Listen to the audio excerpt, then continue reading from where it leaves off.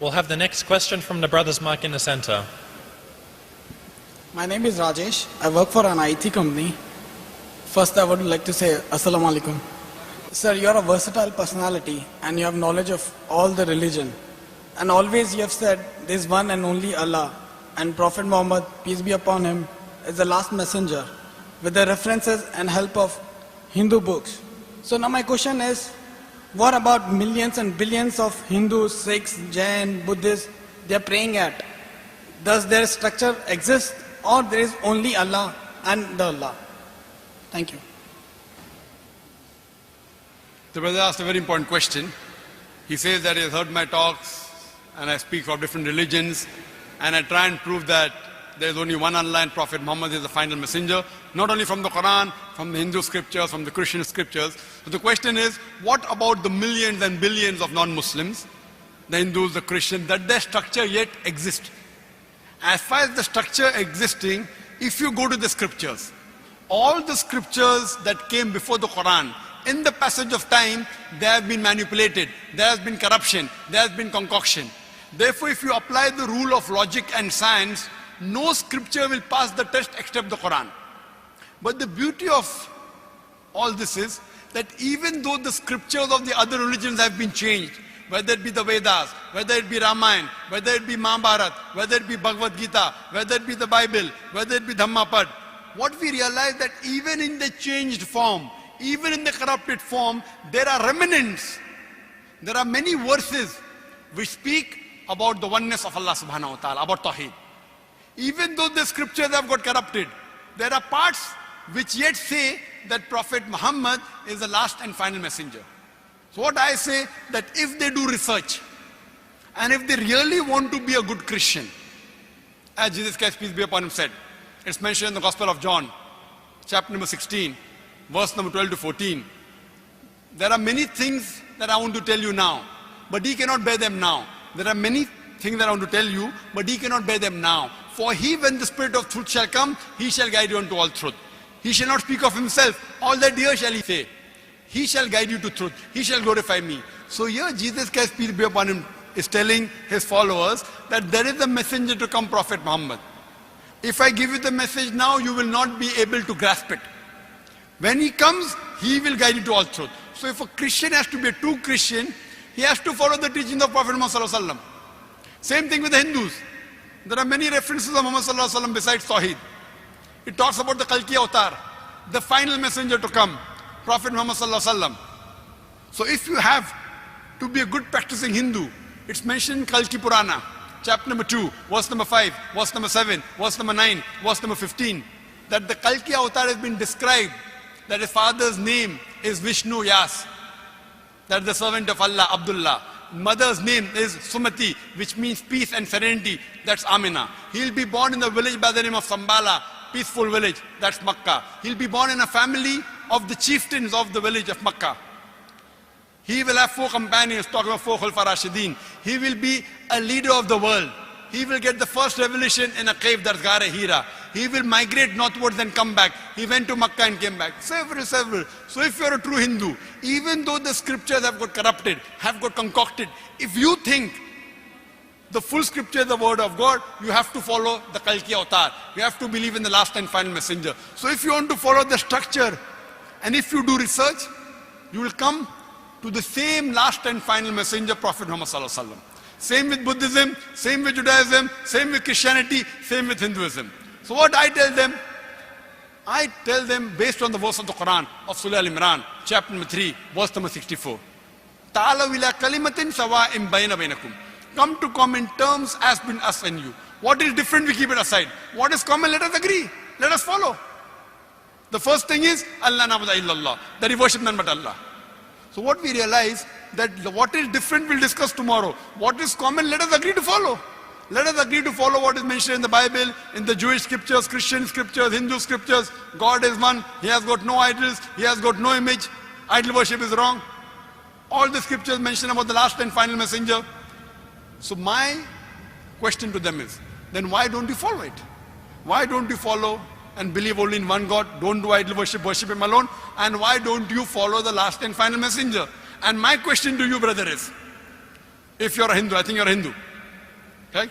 So why don't you follow your scripture which says that there's only one God?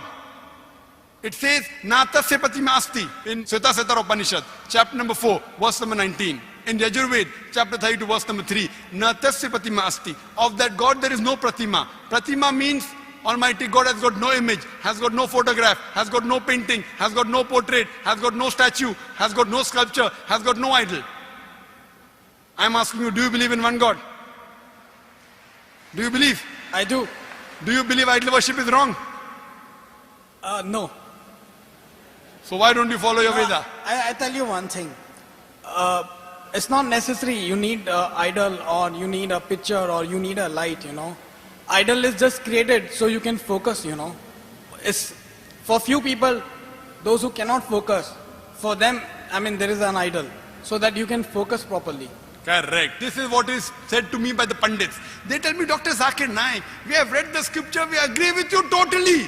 Idol worship is wrong. But what happened, you know, those who are initial, you know, toddlers, in the early stage of life, you know, you require idol to concentrate. When you reach higher consciousness, no idol is required. I tell them we Muslims have reached the higher consciousness. We don't require idol.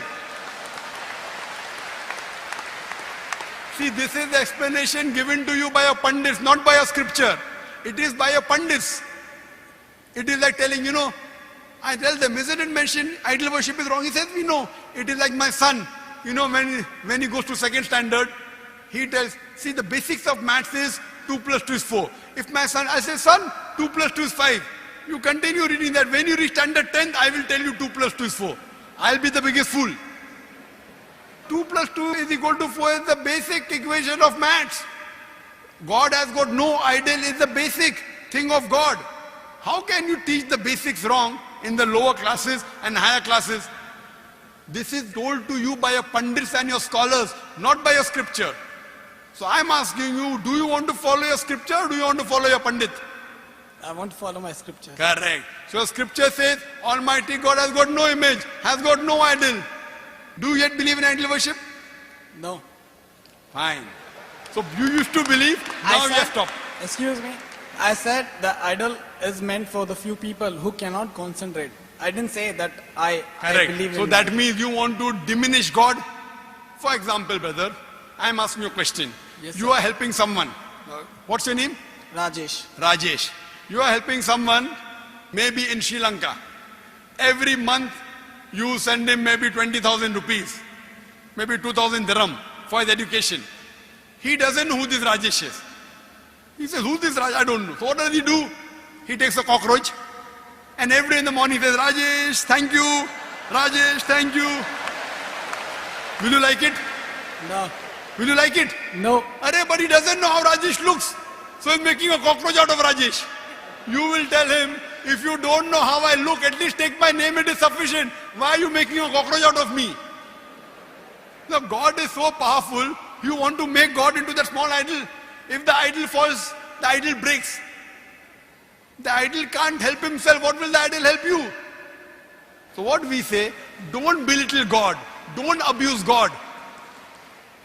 If you don't know how he looks, only take his name. Why do you have to insult God?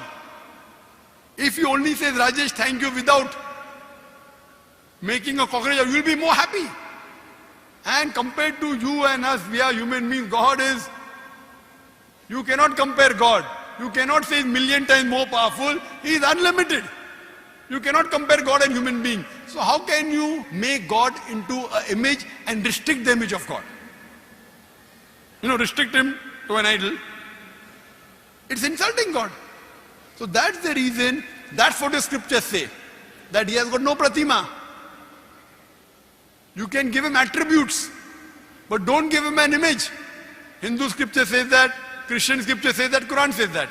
So now do you agree that even for concentration, making idol of God is wrong? Could be.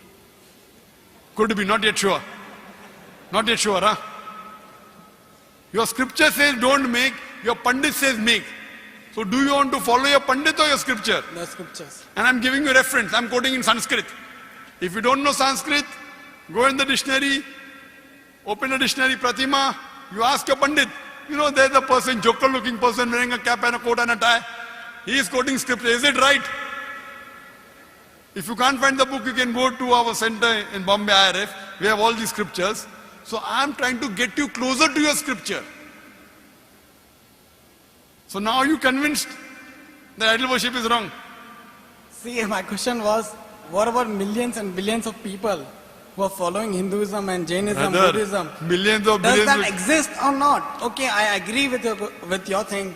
We should not do idol worship. But my question is, I mean, what about millions and billions? They have sentiments. They follow so much. So does that structure exist or it doesn't The exist? structure exists, but it is wrong structure. The structure what So they you think- mean to say everybody should follow Allah? And Not everybody Allah. converts to Islam? everyone should follow the Creator. See, But then, you why don't you say mention Allah. only Allah? Why can't we Because- say God? Why Ah, can't we preach very- more about peace, love, Very- humanity? Very good. Why don't Rather I? than we talk about Hinduism. Why don't I say God? I'll come to it. We'll come one by one. One question at a time, no problem. My plane is early in the morning, so I can stay. Why not call God? You know why? Because God can be played around with. You know, Allah cannot be played. If you add S to God, it becomes God's.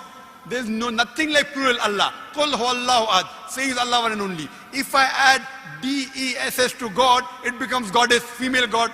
There's nothing like male Allah, female Allah. You cannot play mischief with the Arabic word Allah. You can play mischief with the English word God. If I add father to God, becomes Godfather. He's my Godfather, he's my guardian. There's nothing like Allah Abba or Allah Father in Islam. If you add mother to God, becomes Godmother. There's nothing like Allah Ammi or Allah Mother in Islam. Allah is a pure Arabic word. You cannot play mischief. Same way, Khuda. You can make Khudadar. No, Ishwar becomes Parmeshwar. All these words can be played around with.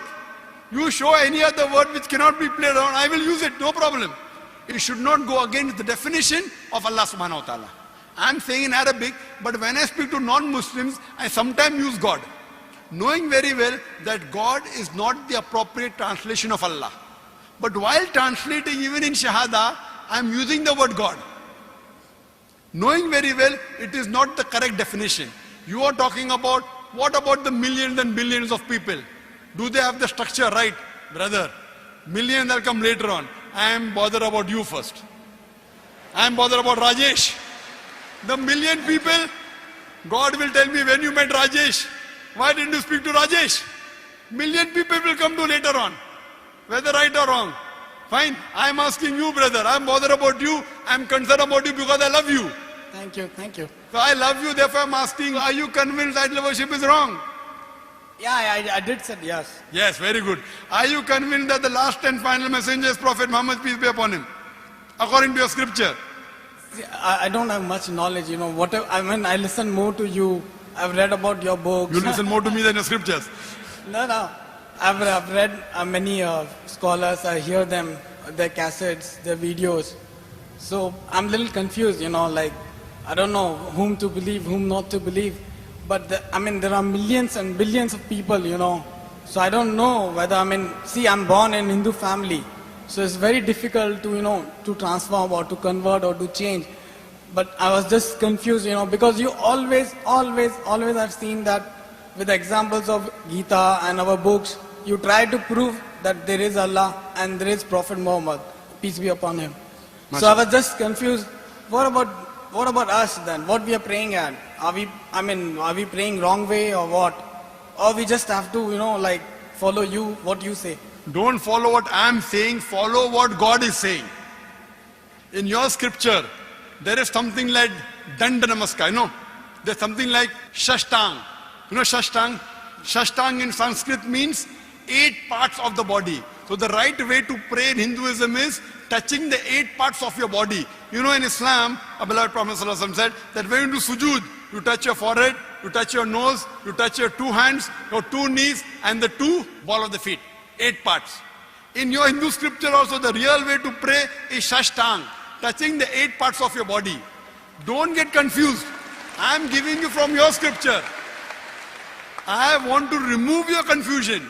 I am asking, when your pandits speak, tell them, go and check up. Don't just follow me blindly. You say you listen to my speeches, you feel the speeches are logical. So when it is logical, when you go to school, teacher tells you 2 plus 2 is 4, she convinces you agree. When you, So, sir, when both the books are saying same, both the religions are saying the same. So why can't we speak about peace and love rather than That's- talking about one religion? that's what I'm talking about, peace. The peace and love says that follow one God who is your creator. If you want to get peace, you can only get peace by following the commandments of one creator. Though the religious books are different, what I'm trying to point out the commonalities. I'm not criticizing Hinduism, I'm not criticizing Christianity. I can give a bigger speech of differences between Hindu scriptures and Islamic scriptures. I can give a bigger talk and a longer speech on differences between Bible and Quran. But my aim is not to spread enmity, my aim is to spread peace. So because my aim is to spread peace, I am taking the commonalities and telling you the common point of both these religions, both these scriptures is believing in one God. I am trying to spread peace. That's the reason you find Islam means peace acquired by submitting your will to God. The ultimate peace is not only no war. No war, no fighting is only temporary peace. The ultimate peace is peace of mind, peace at heart, and peace in the next life. What I'm trying to propagate is not only peace in this world, peace in the next life. That's the reason I'm trying to get all the different human beings and telling them, do little research, spend little time, try and understand who our creator is, try and submit your will to this creator. What I request you to do is submit your will to Almighty God. Follow the instructions of the last and final messenger, and then inshallah you'll get total peace. Thank you. Hope that answers the question.